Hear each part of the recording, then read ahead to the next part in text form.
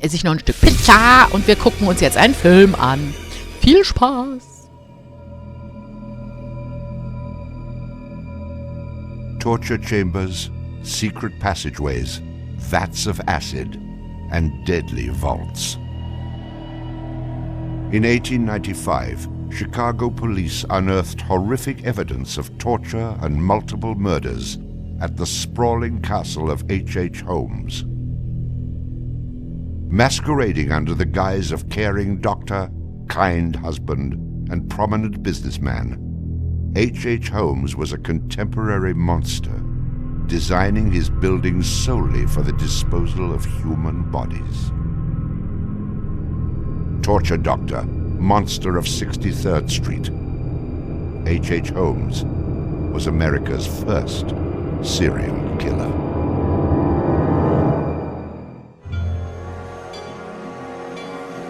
Just south of Chicago, the suburb of Englewood was thriving with commerce. The train station itself had 9 leading lines of railway and over 100 trains stopping there every day. No other suburb of Chicago had this luxury. Dr. Henry Howard Holmes, a pleasure to meet you. Arriving in Chicago, Holmes finds work immediately at the E.S. Holton drugstore, located at the southeast corner of 63rd and Wallace in Englewood. Several months later, Everett Holton dies of supposed natural causes. Then Claire Holton, his wife, disappears after selling the drugstore to Holmes. Owning the drugstore, Holmes had a steady flow of cash. He would often purchase and resell goods and properties under his numerous aliases. In addition to scamming creditors, Holmes obtained his funds from other phony inventions, such as a mineral water elixir, which in reality was obtained from the city's water supply. 1888, Holmes secures a lease on the vacant property across the street from the drugstore, the southwest corner of 63rd and Wallace. It is here that Holmes will make his horrific dreams come true. He will construct a building for which the entire world will remember him. Fantasies start very young, and so what he did then was he took a step furtherance of his fantasies to make it reality.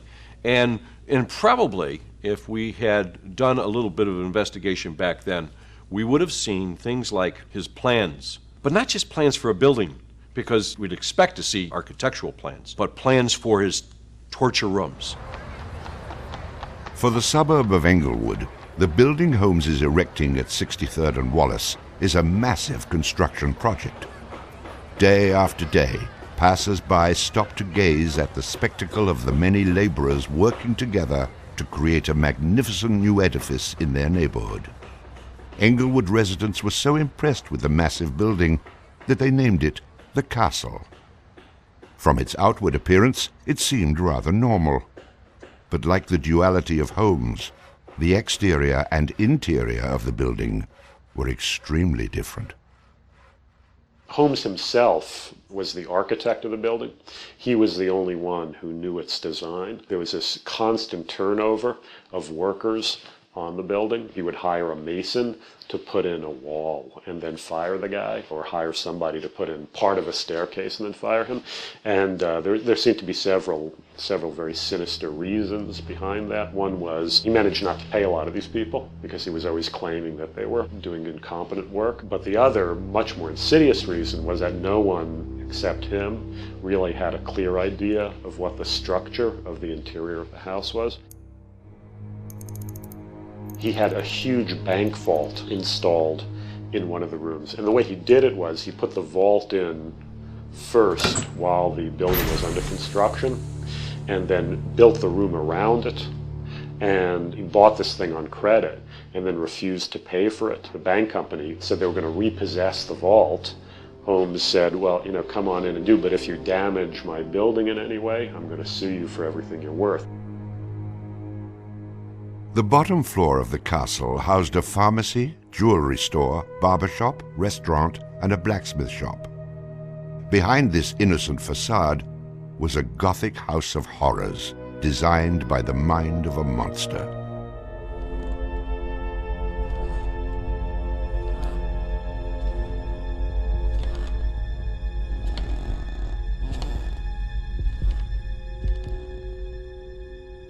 The third floor seemed innocent enough, containing rented rooms, legitimate offices, and Holmes's own bedroom.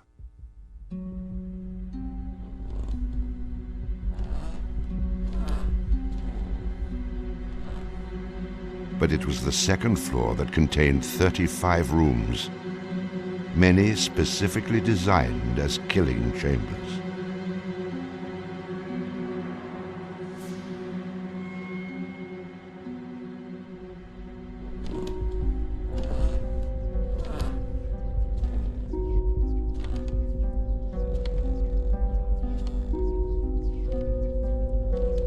Disorienting unsuspecting victims, the labyrinthian construction contained numerous staircases and doorways that led nowhere.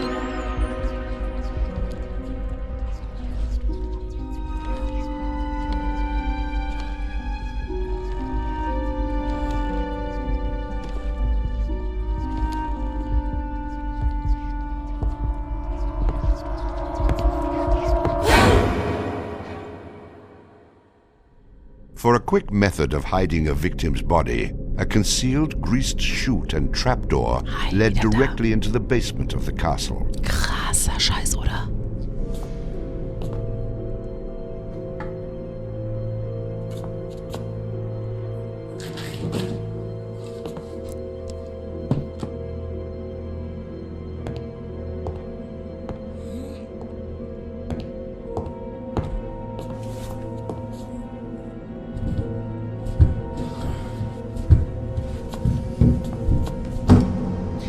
Was? Eigentlich ein Mastermind, ne? An alles gedacht.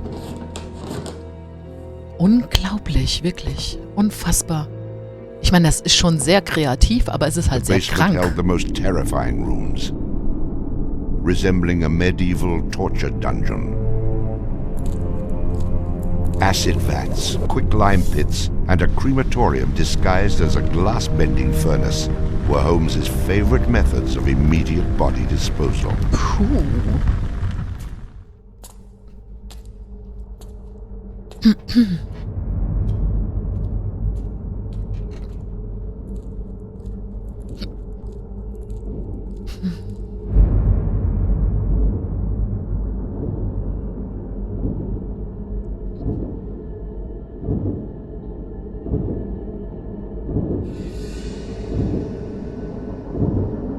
Es ist ja alles schwarz-weiß.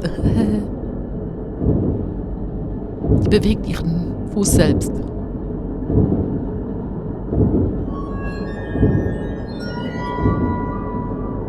After cleaning and mounting their bones, Holmes would profit from his victims by selling their skeletons to local medical schools and universities. Clever. Holmes would make a killing in Chicago, financially and literally.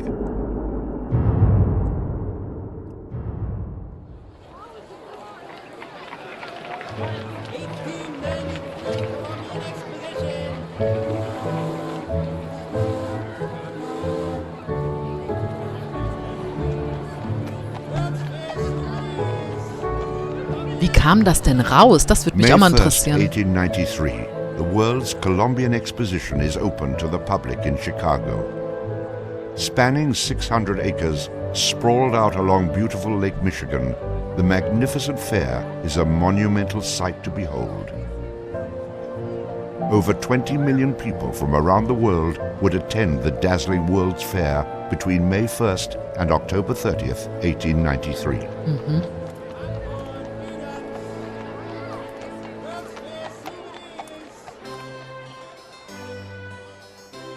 Holmes utilizes the World's Fair as the perfect opportunity to capitalize on his demented design of the castle. Located only a few miles from the World's Fair, Holmes's castle was perfect lodging for tourists. Ja, und die werden... Holmes decides to rent rooms to visitors of the fair. He entirely renovates the upper floors of the castle, bringing in the most modern furnishings and luxuries, all purchased on credit, which Holmes had no intention of repaying.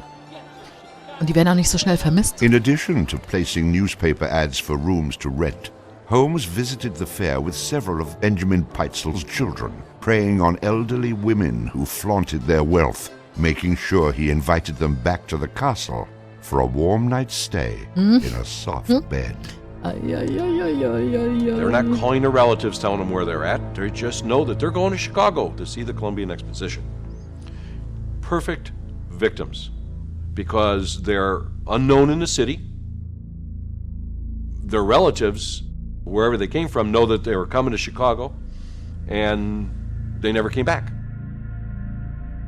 Now, how do you start to find them? They don't even know where they stayed. Perfect, easy victims. I'm sure some of them got in and out of his place with no problem. And others, they walked in and they never checked out. Some of the rooms had been completely lined with asbestos to make them soundproof. Hidden in Holmes's office was a master control panel which connected to gas lines leading into airtight sleeping chambers. Wie im Spiel halt, ne? Holmes would lead his victims into the rooms, lock them in, and turn on the gas, asphyxiating them while watching their demise. Let me out! Holmes, let me out, please! Oh! Das ist so makaber. Der ist ja so krank, der Typ, ey. At the height of the World's Fair, Holmes masterfully juggles his castle businesses, renting rooms, dodging creditors, selling skeletons, and attending to the needs of the many women in his life. I have had many young ladies in my employ, most of whom are still living in and about Chicago, whose parents and friends know only too well that far from being their seducer, I have done much to materially help them in their narrow lives. Being a personable, attractive young doctor and businessman, Holmes won the hearts of many women throughout his life. At one point, Holmes managed to secretly have 3 wives, each never knowing of the others. In 1890, Julia Connor became Holmes's employee and mistress, living at the castle with her daughter Pearl. When she became pregnant and demanded marriage, Holmes agreed on the condition that she allowed him to perform an abortion on her. She agreed. Neither Julia nor her daughter Pearl were ever seen again. Just a week later, Holmes sold a clean, articulated skeleton to the Hahnemann Medical College for nearly $200. In 1892, Holmes acquired another mistress, Emmeline Cigrand, and employed her as private secretary. Holmes sent Emmeline into the vault to retrieve some papers and sealed it, suffocating her to death. Das dauert aber. Several weeks later, the University of Chicago acquired a female skeleton from Dr. Holmes. Ist nicht lustig, aber ist schon irgendwie krass. In 1893, Minnie Williams became Holmes's new private secretary and eventually his mistress. Minnie was the beneficiary of a property in Fort Worth, Texas, valued at over $40,000. Viel Geld Holmes damals. murdered Minnie and her younger sister Nanny after having Minnie sign over the Fort Worth property to him. In 1894, Georgiana Yoke became Holmes's 3rd wife. He married her under the name Henry Mansfield Howard. Like his other legitimate wives, Georgiana lived out her entire life. On July 19, 1895, Chicago police enter the Holmes castle. Aber warum? The world would now learn of the horrors that the castle had kept secret for so Wie very kamen long. die drauf?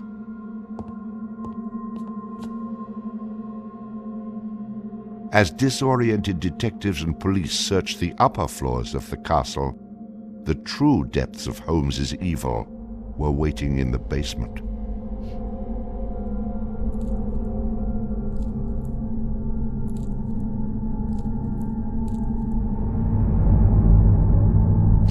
Tipp? Das würde mich eher interessieren. Wie kamen die drauf, dass sie in diesem Hotel gucken müssen?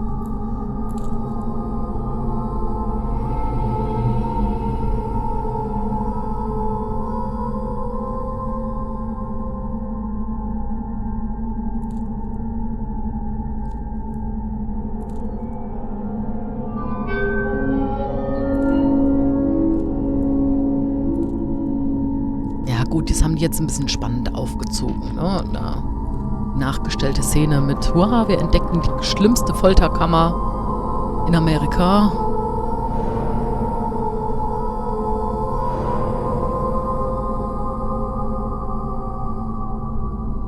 Ich kann mir eigentlich nicht vorstellen, dass er so unordentlich war.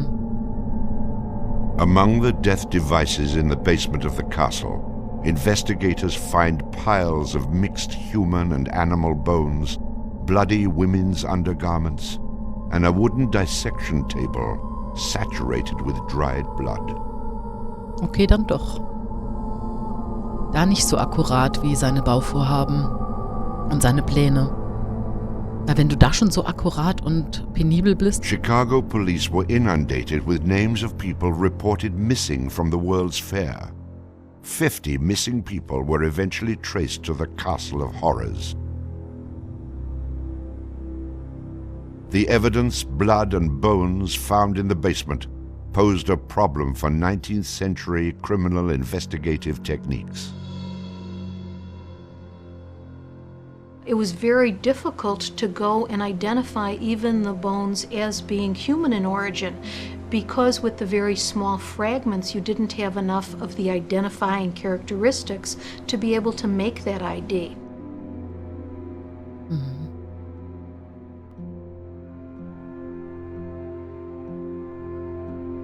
The world is now calling Holmes the monster of 63rd Street, torture doctor, Monster. and the modern Bluebeard. Overnight, Holmes transforms from arch-swindler to arch-fiend. A Chicago journalist calls Holmes a multi-murderer. The Holmes case generated this incredible amount of national attention and really international attention. Really in his own time and in America, Holmes was much more notorious and more widely known than Jack the Ripper, who was a contemporary of his. Then as now, people were very, very fascinated to sort of visit the sites of these terrible crimes. And his castle became a kind of tourist site. And there were various people who were wanted to take it over and turn it into a kind of murder museum. And then just before some impresario was about to make it again into this tourist attraction, it burnt down. Somebody burnt it down. I mean, it could have been, who knows, some outraged citizen who didn't want this to become some very morbid tourist attraction. Kann ich gut nachvollziehen.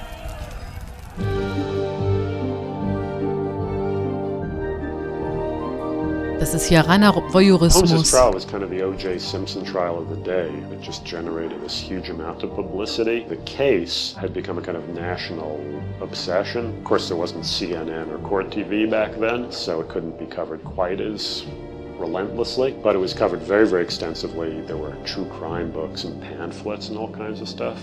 And Holmes himself had become a sort of folk figure almost, you know, the sort of national boogeyman.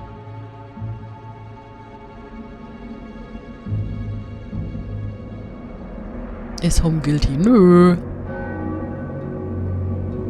Es war ein Unfall. Diese 200 Opfer waren Unfälle. Tragische Unfälle. The courtroom fills for the final verdict to be read. Holmes becomes extremely nervous when not one of the jury members looks at him. In his entire criminal career, this is the moment Holmes never believed would occur. He is found guilty of murder in the first degree. Herman Webster Mudgett, alias H.H. Holmes, would be hanged on May 7th, 1896. So, es hat aber keinen einzigen seiner Opfer wiedergebracht.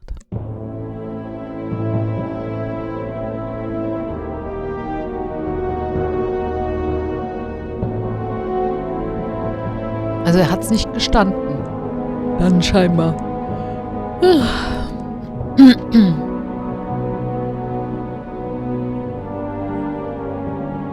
While Holmes was in jail, awaiting the execution of the sentence, he was made an offer by William Randolph Hearst, supposedly for a significant amount of money, to provide his confessions. Holmes, who had already issued about a half a dozen completely self-contradictory versions of his crimes, clearly at this point felt he had nothing to lose. He was going to die anyway. In this confession, he did a complete about-face and portrayed himself as the worst monster who ever lived. He just basically confessed to every crime anybody had ever suspected him of and threw in a few more for good measure. He's reliving the fantasies after the fact now. He's reliving the fantasies of things that he did. She was very willing to do this, and prepared to leave the vault upon completing the letter, only to learn that the door would never again be opened until she had ceased to suffer the tortures of a slow and lingering death. The partial excavation in the walls of this room found by the police was caused by Latimer's endeavoring to escape by tearing away the solid brick and mortar with his unaided fingers. Was du nicht alles aus Verzweiflung tust, ja. I closed the door and turned on both the oil and steam to their full extent. In a short time, not even the bones of my victim remained. It was the footprint of Nanny Williams that was found upon the painted surface of the vault door, made during her violent struggles before death. Only one difficulty presented itself.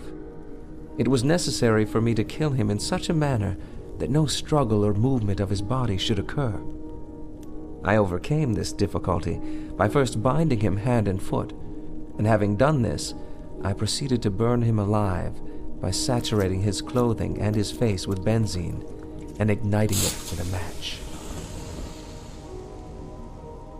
As soon as he had ceased to breathe, I cut his body into pieces, and by the combined use of gas and corn cobs, proceeded to burn it with as little feeling as though it had been some inanimate object.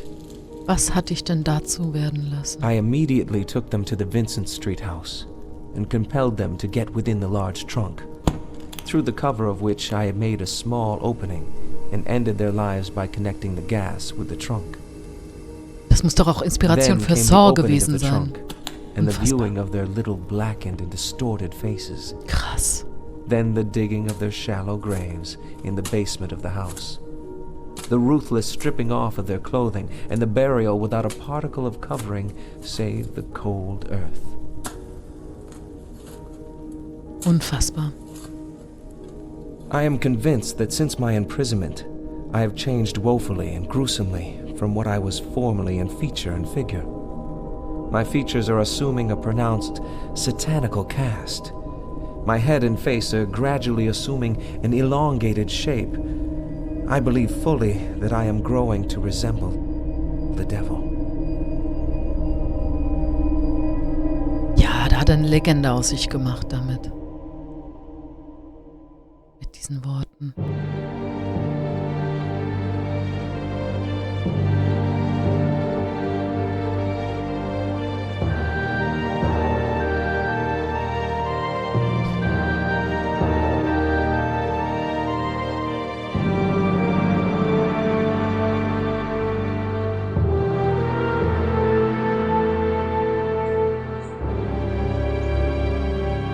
Strick wartet auf dich. On the gallows, just before he died, he recanted. He claimed that the confession that he had published was a complete fabrication. The extent of my wrongdoing in the taking of human life consists in contriving the killing of 2 women that have died at my hands as a result of criminal operations. That is all I have to say.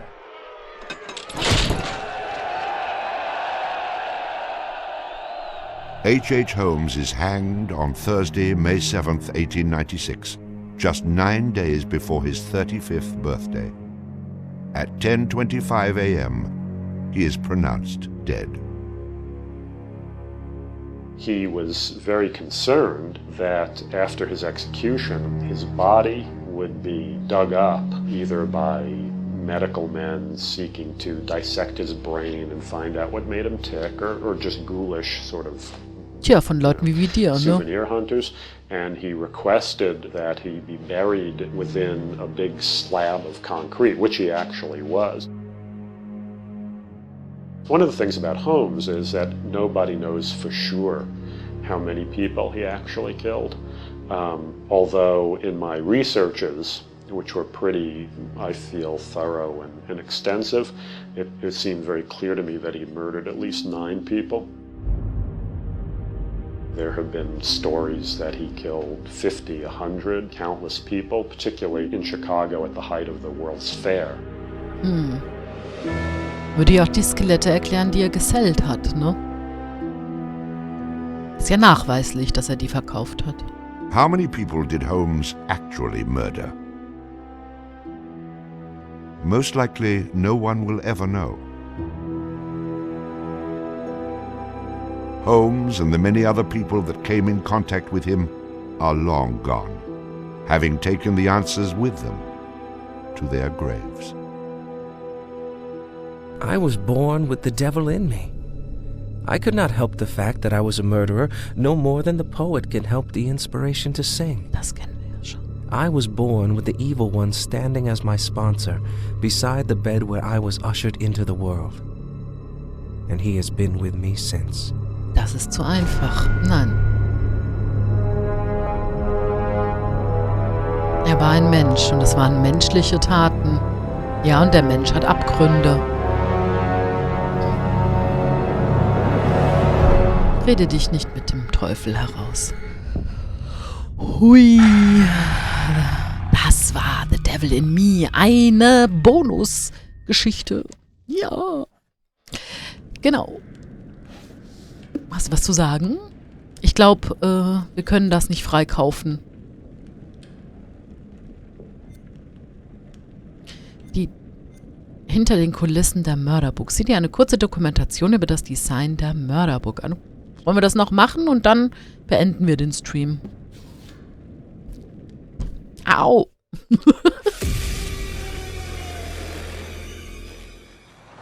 So, what do we know about this guy? He's rich, he's a recluse, he's obsessed with H. Holmes. We're going to a property he inherited from a relative. Some of the rooms are full recreations from the murder castle. Dumet has blueprints, documents, artifacts. Totally sane, I'm sure. There are various elements we knew we wanted to explore when designing the hotel. From developing areas and set pieces that generated a constant sense of uneasiness and tension. Das habt ihr geschafft. To memorable trap rooms that force the player into frantic life and death decisions. I'm so sorry. We took a lot of inspiration das haben wir from gar Holmes' nicht original gesehen. murder castle, as we wanted to capture the way that Holmes' castle was created to disorientate and confuse his victims.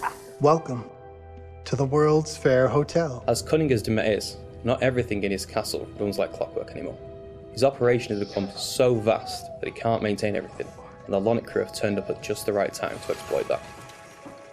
The production design for the hotel needed to reflect the original design, utilising a Victorian-style facade and castle turrets, interiors with ornate mouldings and panelling, being made larger to accommodate the game's intention to be used as a vast labyrinth to create fear and horror. This included the hidden rooms, sliding walls, trapdoors, and secret basements, but with extra central monitor rooms and death rooms, all hidden from the guests, providing multiple layers and multiple levels to explore, unveiling the horror within. Special attention was given to the design of the areas such as the lobby, the bar area, and the dining rooms to provide an authentic, believable Victorian hotel, bringing a feeling of magnitude and foreboding to intimidate the player. Guys? Is that you? The hotel guest rooms were designed to be opulent yet aged, in keeping in style with furnishings and fittings, yet having additional modern electronic window shutters installed to trap the victims. Secret observation rooms were also built adjoining, with hidden doorways to enter, Corridors were cleverly designed to include mechanical sliding walls hidden within the Victorian framework, used to change the layout of the labyrinth throughout the hotel. Fuck. Das haben The die murder gut gemacht. inventions designed within locations included the suffocation and crushing rooms, furnaces, and acid baths. The monitor room was a newly constructed area, deep within the core of the hotel. This room allowed Dumet the full control of the labyrinth and its workings. In The Devil and Me, we make use of a range of mechanics new to the Dark Pictures series to help convey the unsettling mood and threat of the hotel. With an expanded focus on exploration, the player spends a lot of the time exploring the hotel's labyrinthian corridors, and as each character revisits a shared area, the feel of it changes. Each character has their own unique light source. Erin and Jamie, as the practical sound and lighting techs, have fairly straightforward torches, with Erin's directional microphone providing an additional small light when in use. Ich habe mir so früh verloren. Mark, the camera operator, has his camera flash, lifting the darkness in short bursts and providing mini jump scares as the player suddenly sees something out of the gloom. Kate lights her way around with her makeup mirror, providing a small amount of light to fumble through the corridors. And then Charlie's sole light source is his own cigarette lighter, casting the hotel in its flickering orange light and barely really lighting anything at all. Jamie, over here. Each character experiences these shared areas differently through this, adding to the sense of the familiar hotel rooms changing with each visit. It's amazing. The Island Hotel was originally built in the 1890s. It was converted into a spa later on until it was abandoned and finally chosen by Dumet for his murder playground. Some parts had been restored, like the rooms the characters stay in and the lush lobby and bar areas on the first floor. We work closely with concept art and art direction to create distinct color palettes and ornate assets that made those areas more inviting while still leaving something unsettling about their imperfections. But elsewhere, we could show the hotel and spa's original treatment rooms and the indoor pool which had fallen into disrepair and other thematically different places. Our second challenge was getting into Dumet's head. We knew that he was supposed to be a very meticulous man. He's the sole architect of this place and proud of his creations. Some rooms are deliberately left in disrepair. We created them with the base layers showing, and we scattered building equipment around to tell the narrative that Dumet still has plans for them. Others he had completely purpose-built. That's where we used a mix of old brick and breeze block materials next to each other to create contrast. And on top of that, there are traps everywhere. Yeah. Some of the most interesting areas to create were the ones which were supposed to be off-limits to hotel guests. We wanted to show the stark contrast of his personal space versus the one he hunts people in. The team went as far to even design Dumet's handwriting, and we used that on boards and documents to show more of his personality. There's storytelling in every small detail. Oh, das haben wir nicht gefunden. Lighting in The Devil and Me is a bit different from the previous Dark Picture games, since we have more explorations and more playable areas in the game for players to freely explore. We had to slightly adjust the way we used to do lighting by adding some new stuff, such as adding more guide lights in the environment for direction, or add some interactable light fixtures that you can trigger on and off by walking closer or away from them. Ja, das war so schon there are four cool. types of lighting styles in the hotel. The first one is the regular hotel areas where everyone should feel safe and cozy. We try to use more bright, warm color lights with different elegant light fixtures. And the second one is the areas that are either under constructions, used as Dumet's workshop, or places only lit by moonlight or should be pitch black. We used cooler temperature lights or even blue lights for these kind of areas with very low light intensity and very heavy volumetric fog to enhance the claustrophobic vibe and to elevate the tension. So the third one would be the control room where Dumet watches and controls all the activities in the hotel. We want this room to be especially bright, like an industrial warehouse with a cool, eerie mood to separate it from the other rooms. And the last one is all the rooms that are designed to be slaughter stages. Killing is like creating art to Dumet, and he wants all his artworks to be presented epically with audiences, classical music, and beautiful lighting. Ich hab's echt geschafft. So in these areas, unlike the others that have more neutral color in the lights, we tend to artificially light these areas with either theatrical lighting or use high contrast saturated lighting setup so that we know something is going to happen. If we don't do something, both of them will die, Mark. We wanted to provide players with a truly realistic historical sonic experience whilst inside the murder castle. We researched multiple properties and buildings built within the same period as the original Chicago murder castle. Authentic door foley and sound effects elements were high on our priority list. We recorded multiple door openings, closings, handles, rattles and squeaks. Throughout pre-production, we'd seen all the variations of emotion characters would be displaying when using the doors, ranging from calmness through to blind panic and incensed rage. All these emotions could be channeled into the performance we recorded. Another element of the soundscape we went into considerable detail recording was floorboard and stair creaks. Virtually every step we took provided us with a distinctive and unique sound. We recorded these creaks in 3 states: running, walking, and walking slow. To further add to this, as the characters climb higher inside the Met's murder castle, the creaks will become more frequent as you enter unfinished rooms, exposed walkways, and the structural integrity of the hotel becomes more dangerous and unstable. In terms of the music, we chose various 19th century pieces of classical music and to accompany the murder scenes. These would have been the pop music tracks around the time of H.H. Holmes, providing a cognitive link between past and present. Classical music and opera accompanies a lot of the murder scenes, often playing through a gramophone or a tannoy, which is then fed back through our bespoke impulse responses to allow the music to naturally echo throughout the cellars and corridors of the space. Das war furchtbar. We took a similar approach as well with the abstract sound design, including nods to classic horror films with really discordant, unnerving piano impacts and bowed metal interspersed with electromagnetic recordings, synths and ultra-modern distortion to provide that juxtaposition and that link through time between the historical setting and the modern-day story.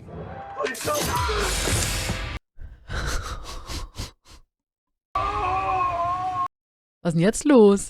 Designing the hotel as a play space presented different challenges than previous Dark Pictures games. We've gone from quite open environments in House of Ashes and Little Hope to a more enclosed one with the hotel. The ability to revisit previous environments at different points in the story, with different layouts and different emotional states, meant that we had to collaborate very closely with each other to make sure we designed each area to cater for every requirement. We had to think how a lit corridor would feel if multiple characters roamed around it, versus the same corridor drenched in darkness with just a singular player character. Empty hotels are inherently eerie, and it allowed us to play with the idea of liminal space to try and create a murder castle that felt uncanny, something that felt truly unique.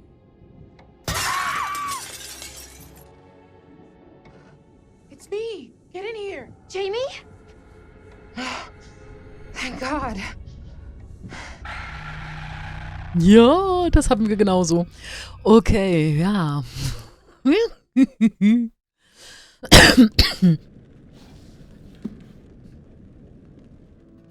So, dann bedanke ich mich sehr fürs Einschalten, fürs Zugucken. Wir haben es echt geschafft. 3 Charaktere haben überlebt. 2 haben wir tatsächlich gekillt. Ja, ziemlich früh sogar. Und deswegen bin ich umso stolzer, dass wir die anderen 3 durchgekriegt haben. Ja. Genau, was es mit den Münzen auf sich hat, weiß ich nicht. Aber dadurch, dass wir sie gesammelt haben, haben wir so einiges freigeschaltet. Ja, vielleicht hätten wir noch die restlichen 2 Bilder gebraucht. Dann hätten wir noch die anderen beiden Bonusinhalte ausgeschaltet. Aber ja. Ja, meine Lieben. Dann überlege ich mir mal, was wir als nächstes streamen. Natürlich neben Life is Strange, ja, den neuen Teil. Der ist definitiv dran. Und wie gesagt, vielen, vielen Dank, dass ihr dabei wart. Auch an die YouTuber, vielen Dank, dass ihr eingeschaltet habt. Und ja, nächstes Jahr beginnt dann die 2. Season von den Dark Pictures Anthology. Und ja, mal sehen. Ich glaube, wir sind Fan geworden. Ich glaube, das werden wir durchziehen. Wenn die neuen Folgen kommen, sind wir auch mit am Start. So, ja. Dann wünsche ich euch allen eine gute Nacht. Schlaft schön, obwohl es ist noch nicht so spät. Schaut euch noch einen schönen Film an. Und ja, dann hoffe ich, sehen wir uns bald wieder. hier auf diesem Kanal.